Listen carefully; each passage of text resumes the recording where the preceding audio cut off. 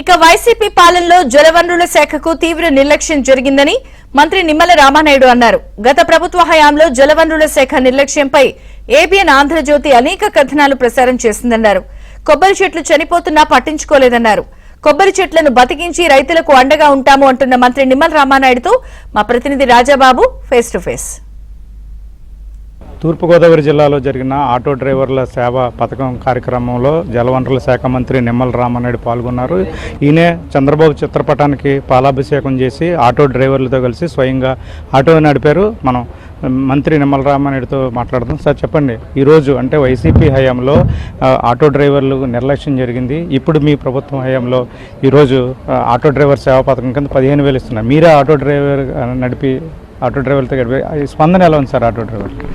Auto డ్రైవర్ల నుంచి మంచి స్పందన, సంతోషం. ఎందుకంటే ఇందాక ఏదైతే ఆటో డ్రైవర్లే చెప్తూ ఉన్నారు, గతంలో 10,000 రూపాయలు ఇస్తే దాన్ని 50% పెంచి ఈరోజు 15,000 రూపాయలు అందిస్తూ ఉన్నటువంటి పరిస్థితి.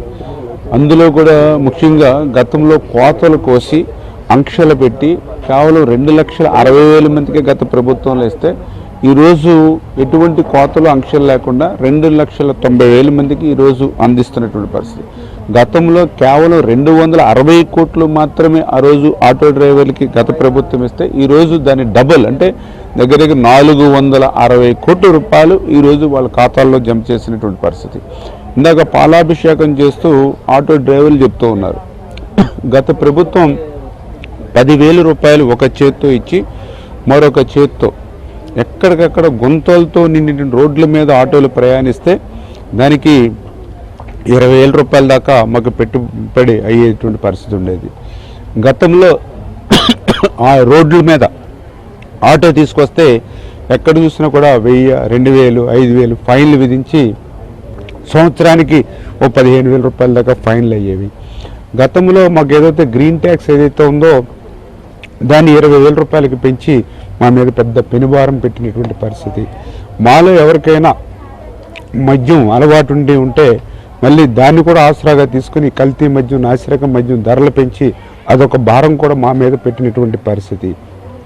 రోడ్డు ట్యాక్స్ పేరు చెప్పి డీజిల్, పెట్రోల్ ధరలు ఆ రోజు రాష్ట్ర ప్రభుత్వం కూడా మా మీద వేసినటువంటి పరిస్థితి.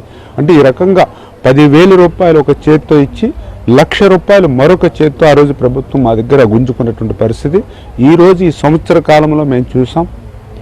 ఎక్కడ కూడా గుంతలు లేని రోడ్లు నిర్మాణం చేస్తూ ఉన్నారు. ఎక్కడ కూడా ఫైన్లు భారం మా మీద లేదు. గ్రీన్ ట్యాక్స్ 20,000 నుంచి 3,000 రూపాయలకు తగ్గించి మమ్మల్ని ఆదుకున్నటువంటి పరిస్థితి. రోడ్ ట్యాక్స్ పేరు చెప్పి స్టేట్ గవర్నమెంట్ ఎడిషనల్గా ఎక్కడ డీజిల్, పెట్రోల్ రేట్లు మాకు పెంచినటువంటి స్థితి లేదు. అంటే ఈ రకంగా గత పాలనతో పోల్చి చూస్తే ఈవేళ మాకు 15,000 రూపాయలు మాకు అందడమే కాకుండా 1,00,000 రూపాయలు గత ప్రభుత్వం అదనపు భారం ఏదైతుందో అది కూడా మాకు తొలగింది అని చెప్పి ఈరోజు ఆటో డ్రైవర్లు అందరూ కూడా సంతోషం, ఆనందం వ్యక్తం చేస్తున్నారు. వీడియో జర్నలిస్ట్ సతీష్తో రాజబాబు, ఏబిఎన్ ఆంధ్రజ్యోతి, రాజమండ్రి.